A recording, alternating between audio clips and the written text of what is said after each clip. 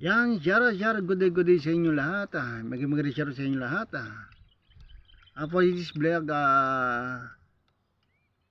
paano ba, gaano kahalaga ng ibig para sa akin guys, sa mga katulad ko ng stroke. Guys, napakahalaga ang stroke survivor. Napakahalaga ang aking ibig na ito. Itong ibig guys, napakalaking bagay sa akin na magkaroon nito. Kasi saan mong ka magpunta, nadadala ko ito. At everyday sa tuwing umaga nag-exercise ako. Andun na dala-dala ko ito.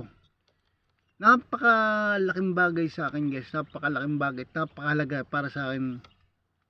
Nung wala pa ako dito guys ng e-bike, inisip ko sa maghanap ng mga bagong kaibigan kung sino makakatulong sa akin. Then dumating ang punto na walang makuhanan or makahingi ng tulong sa kapwa mga kasama natin dito sa YouTube. Then umasa na lang ako guys sa aking sweldo. Sa sumahod ako nung nakaraang last month sumahod ako.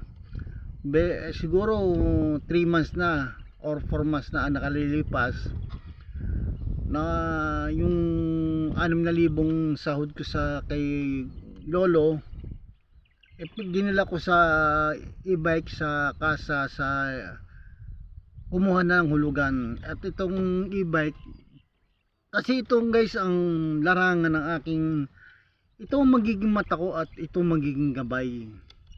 Kita nyo guys, nakakahikap ako. Pero pag wala kayo ito guys, ang real talk guys, pag hindi ako kung wala akong ganito guys, hindi ako makakalis sa bahay. Andun lang ako, nagmumukmuk lang ako sa bahay, sa kwarto. Ganong hirap, mahirap talaga guys ang mahirap talaga ang sitwasyon ng stroke. Lalo na sa kalagayan ko na walang aalalay. Meron naman akong anak na 2 na pasok din, wala, useless din ang buhay pag kung hindi mo ilaksan ang loob. Walang mangyayari sa iyo guys. Isipin mo sa sarili kung paano mabibuild up mo yung sarili guys. Yan nga for this video, talagang gusto ko paano bang gaano kahalaga nito, itong e-bike na ito guys. Super duper ang aking laking tulong sa akin ito. Sabi nga nila na aswerte mo Arthur na pananawaan mo na itong e-bike na hanggang sa magsawa ka. Pero hindi ko pananawaan kasi itong naging buhay ko itong e-bike. Sa lahat ng oras itong kasama ko. Lagi inaalagaan ko, malinis kasi hindi ko po kasi ang e-bike kasi bawal mabasa ang mga controller, bawal mabasa ang mga battery dito pa sa parts ng aking ilalim. So halimbawa katulad like na kulimlim sa garahe, talaga ginagawa ko itong baby talaga ito sa akin, itong e-bike. Dinalagyan ko ng trapal, ito may trapal. Grabe ang tulong nito sa akin, hindi lubos mabibili ng pera. Kahit itong hulugan 1,030 atang amount. Baka naman guys, meron. Kasi yung anak ko secondary nagbibigay sa akin pag may kita sa trabaho. Kasi yung panganay kong anak ay nakagraduate na po, yung bunso kong anak na babae hindi pa po nakagraduate kasi hinahabol ko po sa solo parent, hinahabol ko po yung solo parents na mag-apply para po magkaroon na tayong solo parent ID at makakuha ng scholarship sa pagpasok niya. Sa ganun pa man, yung anak ko na hindi ko iniisip baka sakali makatumulong kahit pa paano makatulong sa kanya.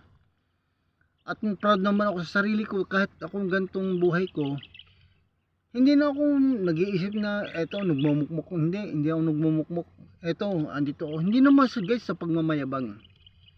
Napakalaking improvement sa akin guys. Sa lahat ng mga guys, sa lahat ng mga stroke, huwag kayong mawawala ng pag-asa. i-motivate yung sarili. Parang inyong gawin ako, parang iduluhin, gayahin. Pero wag kayo magnanakaw ba? Magnakaw? Or umutang ka lang sa kasamahan mo o kumuha ka ng hulugan. Marami dito guys, marami dito nag-o-offer ng hulugan.